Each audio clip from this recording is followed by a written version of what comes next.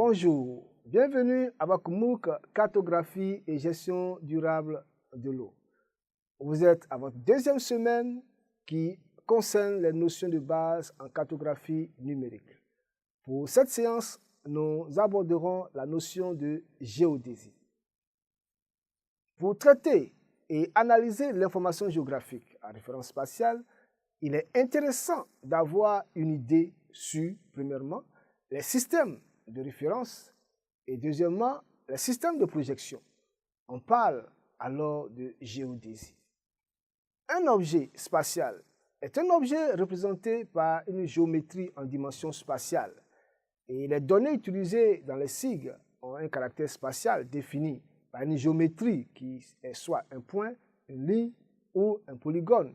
Et la localisation de cette géométrie est estimée soit dans l'espace géographique global non projeté, en latitude, longitude, soit dans un espace plan, dans un système de projection. Mais pourquoi a-t-on besoin de projection cartographique? D'abord, pour se repérer. Ensuite, pour permettre la comparaison précise de forme, délai, la distance ou la direction des objets sur une carte. Et enfin, pour superposer des objets de thèmes différents. Qu'est-ce que la géodésie? Pour comprendre la notion de projection, il convient de connaître quelques concepts de la géodésie. En effet, la géodésie est une science qui étudie la mesure des dimensions et la forme de la Terre. Et cette science-là intervient en amont de la cartographie et permet d'assurer, entre autres, le positionnement des bases de données géographiques nécessaires aussi. Voyons la notion de géoïde. Il faut noter que la forme de la Terre est régie par un phénomène physique fondamental qui est la pesanteur, ce qui fait que la Terre n'est pas tout à fait ronde. Et la Terre est assimilée à une sphère de forme imparfaite qui est appelée le géoïde. Et donc, le géoïde, c'est une phase théorique la plus proche de la surface de la Terre et qui permet donc de déterminer ce qu'on appelle l'altitude. Une autre notion est l'ellipsoïde, qui est la surface mathématique qui se rapproche le plus de la forme du géoïde et qui permet donc de calculer les coordonnées géographiques en latitude et en longitude.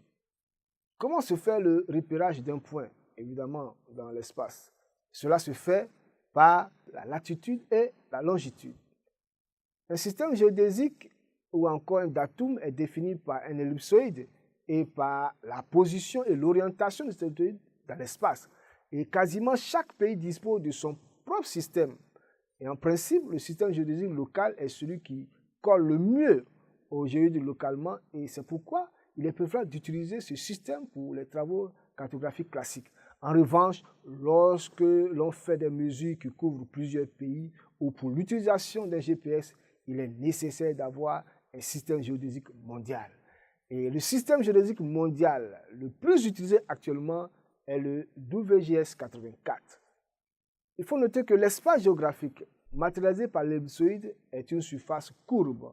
Et donc, pour passer de cet espace courbe à une carte dessinée sur un plan, on utilise évidemment une projection cartographique, c'est-à-dire une transformation mathématique qui fait correspondre un point de l'ellipsoïde à un point du plan. Et donc, c'est une projection, une transformation mathématique qui transforme les coordonnées géographiques en coordonnées plans, destinées évidemment à être reportées sur un plan, c'est-à-dire la carte. Mais quels sont les différents types de projections cartographiques qui existent? Il existe en effet plusieurs types de projections.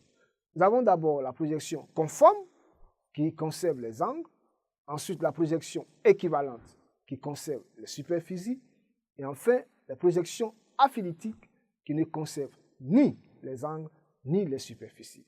En effet, aucune projection ne peut conserver les distances sur toute l'étendue de la carte. En revanche, certaines projections conservent les superficies, d'autres les angles. Il est impossible pour une même projection de conserver à la fois les superficies et les angles. Toutefois, pour les cartes topographiques, le type de projection est règlement choisi à ce que la déformation sur les distances soit inférieure à la précision graphique de la carte. Voyons quelques exemples de projection conforme. Il y a la projection conique, qui est un type de projection qui peut être assimilé géométriquement à la projection d'une sphère sur un cône qui lui serait tangent sur une parallèle. La projection cylindrique, ce type de projection peut être assimilé géométriquement à la projection d'une sphère sur un cylindre qui lui serait tangent. Quelques types de projections cylindriques, on distingue plusieurs types suivant la ligne de tangente. Vous avez le cas de Mercator, c'est une projection qui est la plus utilisée pour les cartes maritimes et aéronautiques. Le Mercator transverse, qui est une projection UTM, qui a permis de découper la Terre en fuseaux de 6 degrés de largeur. À cet effet, deux points situés sur des zones différentes peuvent ainsi avoir les mêmes coordonnées.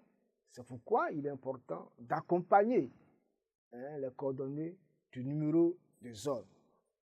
Quel pourrait donc le lien entre la géodésie et la carte? En effet, pour réaliser une carte, il faut faire un choix constitué d'un ellipsoïde d'une part et d'un système de projection d'autre part. Que retenir? La géodésie est en fait un outil de positionnement global. Toute localisation ou positionnement s'exprime par des coordonnées qui sont soit géographiques, latitude, longitude, soit des coordonnées projetées ou planes. Nous sommes au terme de cette séance, tout en espérant vous revoir pour la prochaine fois.